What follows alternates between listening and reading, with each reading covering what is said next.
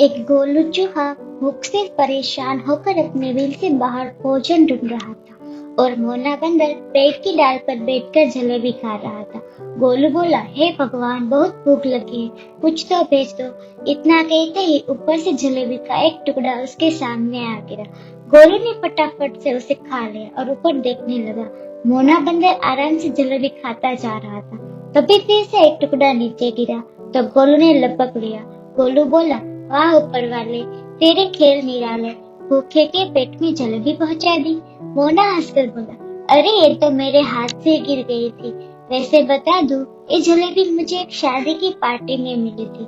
गोलू बोला, भैया, आपकी वजह से मेरी भूख मिट गई, अब हम दोस्त हैं। इसी बीच जंगल में एक सिंबा शेर आ गया। गोलू ने खतरे को भांप लिया और मोना को चेताया। सिंबा शेर मोना पर झपटा, लेकिन तभी गोलू के शरीर से एक चमकदार रोशनी निकली और शेर पत्थर की मूर्ति बन गया। मोना हैरान होकर बोला, गोलू, तुमने तो मेरी जान बचा ली। गोलू बोला, भैया, अब हम सच्चे दोस्त हैं, चाहे कोई भी खतरा आए। दोस्तों दोनों की दोस्ती गहरी हो गई। लेकिन जंगल में एक दिन भूखा बाघ आया। उसने एक छोटे खरगोश को पकड़ लिया। मोना डर गया और बोला, हे भगवान, मेरे दोस्त को बचा लो। तभी चिंकू तोता उठ कर आया और बोला, चिंता मत करो, मैं गोलू को बुला कर लाता हूँ। गोलू आया और अपने जादू से बुरा बाघ को परास्त कर दिया। खरगोश बच गया। बाघ शर्मिंदा होकर बोला, मुझे माफ कर दो, मैं अब किसी कमजोर को नहीं सताऊंगा। मोना और गोलू ने उसे छोड़ दिया। उसके बाद मोना बंदर एक बड़ा दोना भरकर जलेबी लाया। दोनों बैठकर मजे से जलेबी खाने लगे और दोस्ती का आनंद लेने लगे। उसी जंगल में एक सुंदर हिरनी भी थी। वह गर्भवती थी और उसका एक बड़ा बच्चा भी था।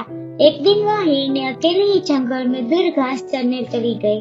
चलते चलते उसे एक जगह ताजी हरी भरी घास देखी। वह खुशी खुशी घास चरने लगी। घास खाते खाते वह कभी कभी अपने पेट पे पल रहे बच्चे से बातें भी करती। प्यारे बेटे, धीरज रखो, मैं तुम्हें मीठे बेर और रसीले फल भी खिलाऊंगी।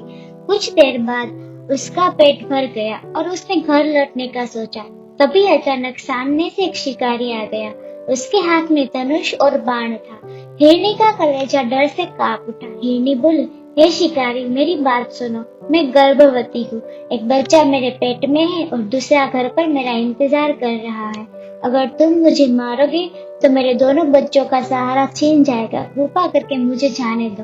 हिरनी की करुणा भरी बात सुनकर शिकारी का मन पसीज गया। उसने धनुष नीचे रख दिया और कहा, जाओ हिरनी, मैं तुम्हें नहीं मारूंगा।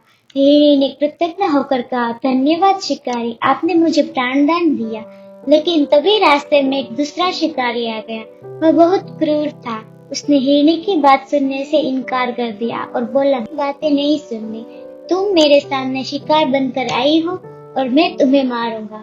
तुम्हारे मांस से मेरा परिवार पेट भरेगा। हिरनी ने विनती की, ठीक है, यदि मुझे मारना ही है तो कृपा करके थोड़ी देर के लिए घर जाने दो।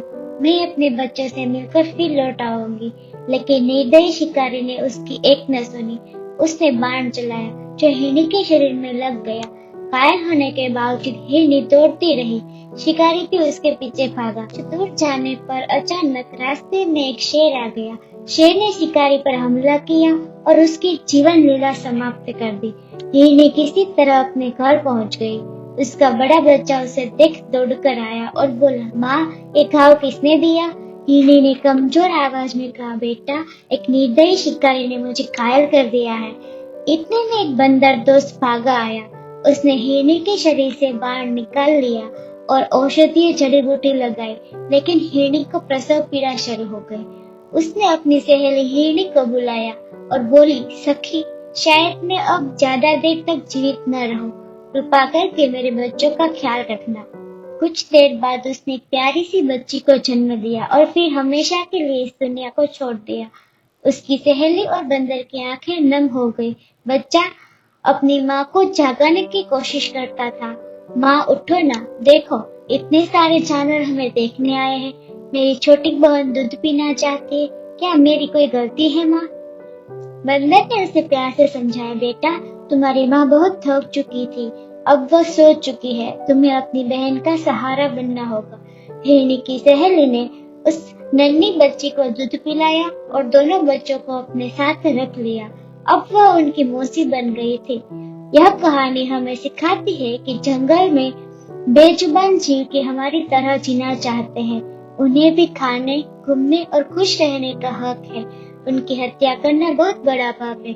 हमें हमेशा सभी जीवों पर दया करनी चाहिए और उन्हें सुरक्षा प्रदान करनी चाहिए।